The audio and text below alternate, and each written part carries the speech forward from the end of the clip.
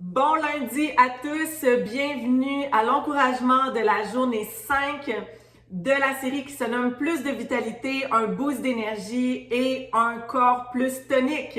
Et je veux vous inviter à retourner voir les premiers encouragements en fait, qui parlent que la vitalité, la bonne énergie, la vie viennent de Jésus-Christ lui-même. Il est le chemin, la vérité et la vie.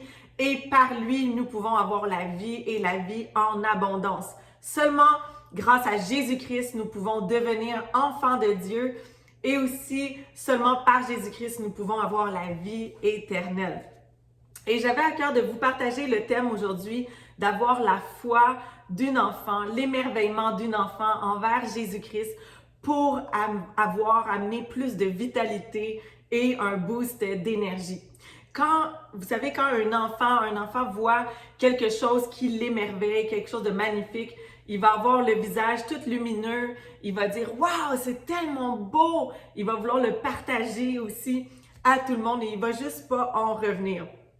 C'est exactement comme ça quand on rencontre le Seigneur Jésus-Christ. Et il aime ça aussi que nous soyons comme ça envers lui.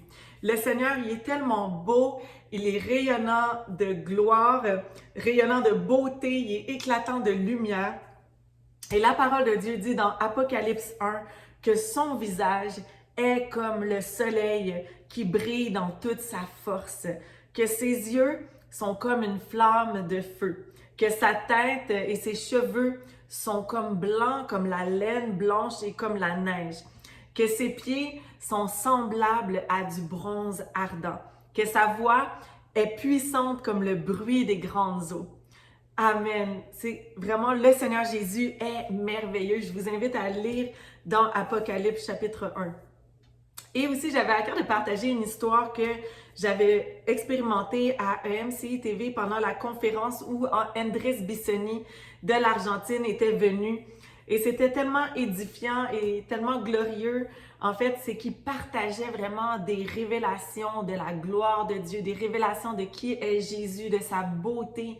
Et vraiment, chaque personne rencontrait encore plus, avait des révélations fraîches de Jésus-Christ, mais aussi, il y avait une dame qui était assise pas loin de moi, j'étais complètement au fond, et elle avait vraiment une expérience personnelle avec Jésus. Et comme j'ai mentionné les enfants tantôt, elle était comme une petite enfant devant le Seigneur, et on l'entendait, elle disait sans arrêt, elle était éblouie par la beauté de Jésus-Christ et elle disait « Wow! Wow! » Sans arrêt, et moi, ça m'a énormément touchée. Ça me faisait aussi vraiment rencontrer le Seigneur et vraiment être éblouie encore plus juste de l'entendre. Et vraiment, le Seigneur, peu importe où nous sommes, à travers le monde, il veut que nous puissions avoir des rencontres, des expériences personnelles avec lui. Et il y a des passages aussi dans la Bible qui m'amènent vraiment un sourire sur mon visage quand je les lis, puis j'avais à cœur d'en partager aujourd'hui avec vous. Et aussi, ça dit dans Hébreux chapitre 4, verset 12, « En effet, la parole de Dieu est vivante et efficace, plus tranchante que toute épée à deux tranchants, pénétrante jusqu'à séparer âme et esprit, jointure et moelle. Elle juge les sentiments et les pensées du cœur. » Amen.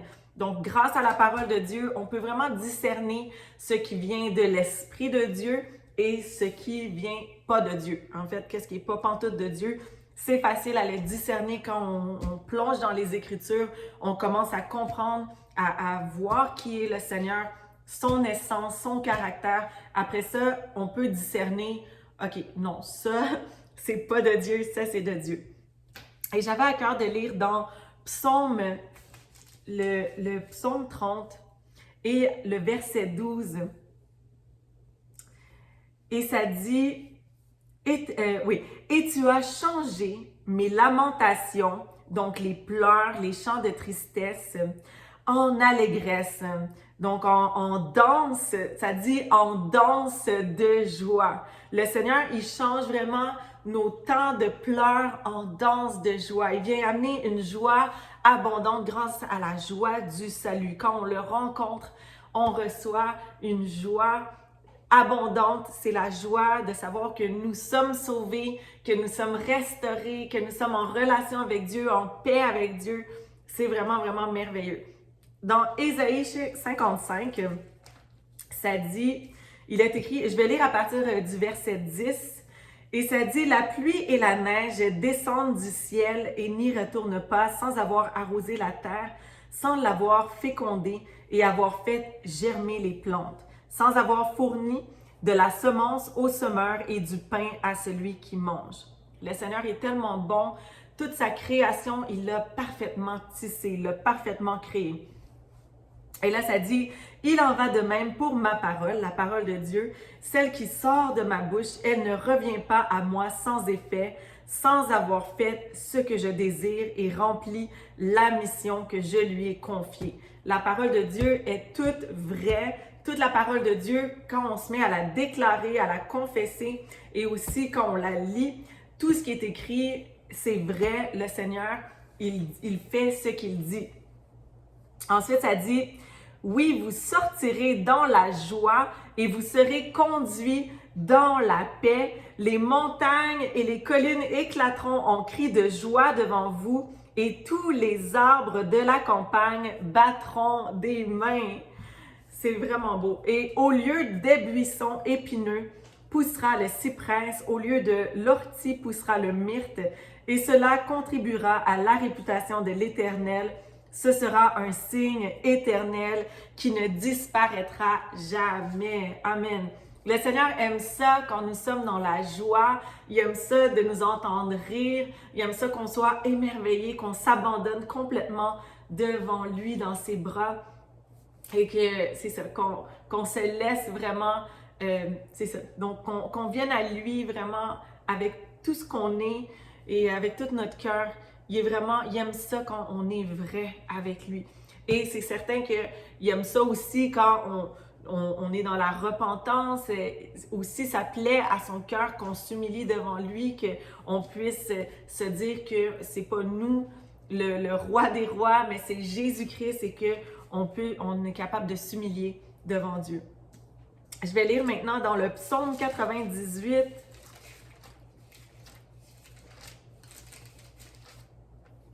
Donc, psaume 98, à partir du verset 4, ça dit « Poussez des cris de joie en l'honneur de l'Éternel, habitants de toute la terre. Faites éclater votre allégresse et chantez. Chantez en l'honneur de l'Éternel avec la harpe au son de tous les instruments, au son des trompettes et du cor. Poussez des cris de joie en présence du roi, en présence de l'Éternel. Que la mer retentisse avec tout ce qu'elle contient, le monde et ceux qui l'habitent. Que les fleuves, encore une fois, que les fleuves battent des mains, qu'avec eux les montagnes poussent des cris de joie devant l'Éternel, car il vient pour juger la terre. Il jugera le monde avec justice et les peuples avec droiture. Amen.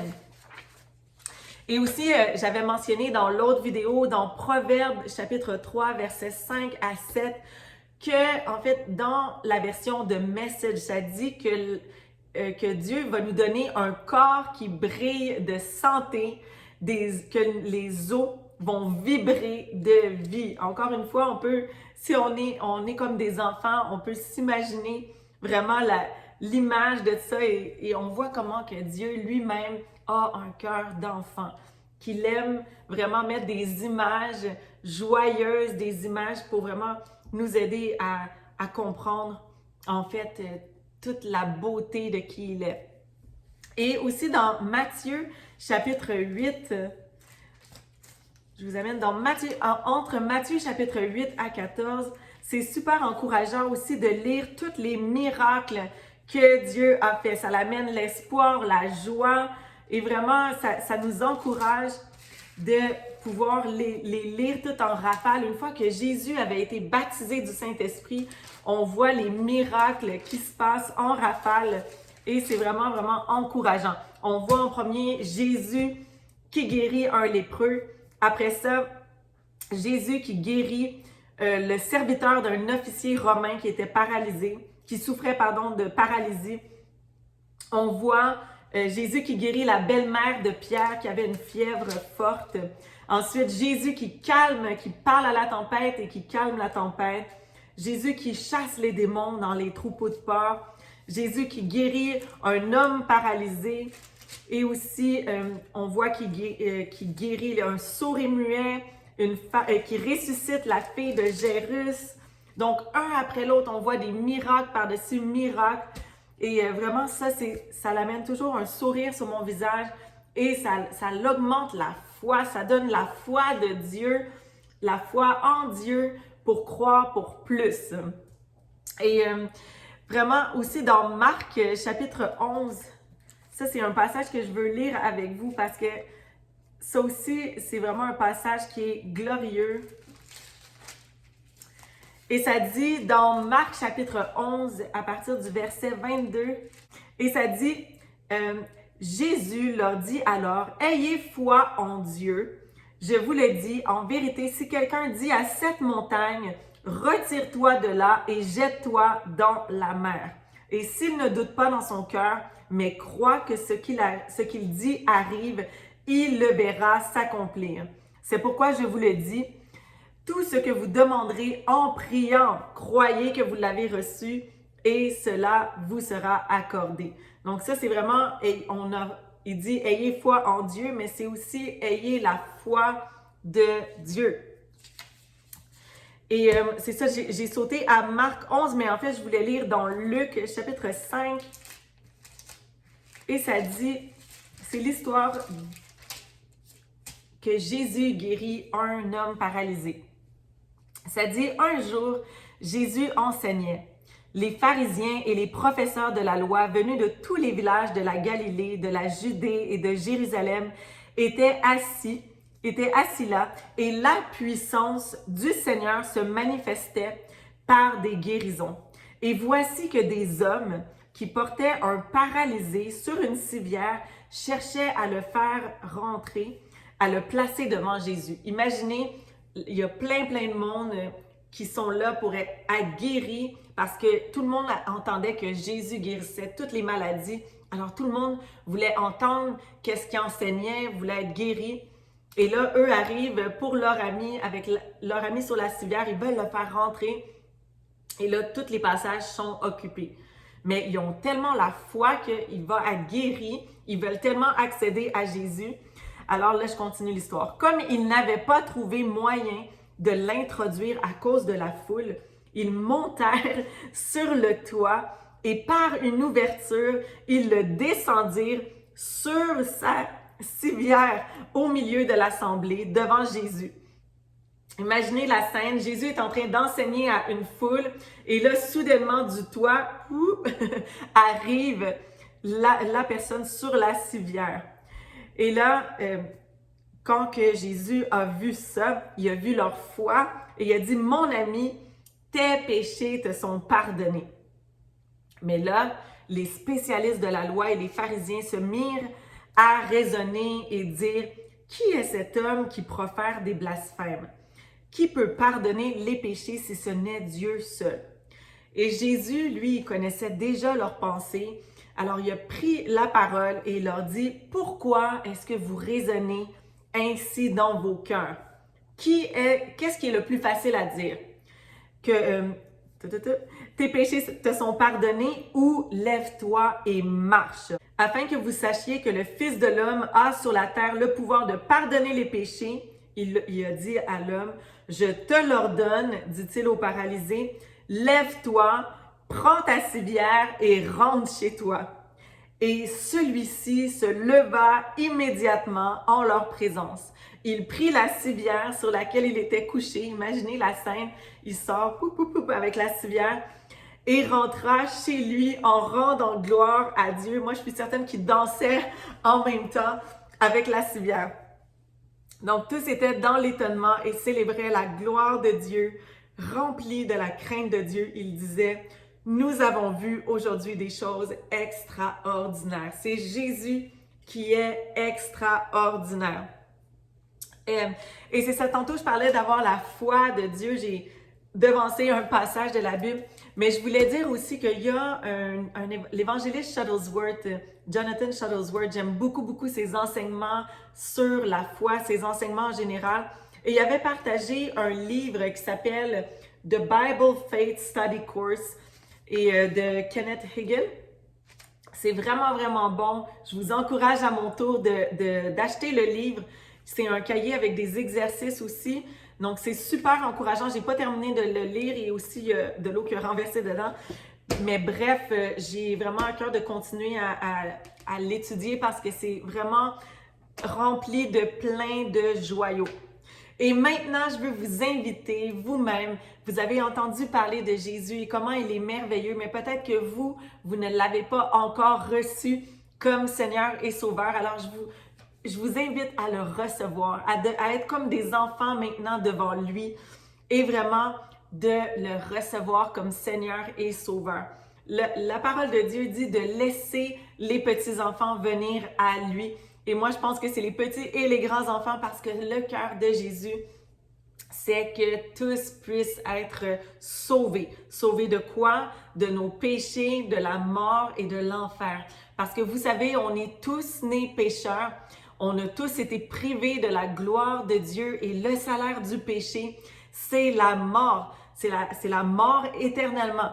Mais Dieu, dans tout l'amour qu'il avait pour nous, il a donné son Fils unique, Jésus, prendre notre place à la croix, mourir à la croix, verser son précieux sang pour que nous puissions avoir la vie et la vie en abondance, que nous puissions être rachetés, pardonnés, délivrés.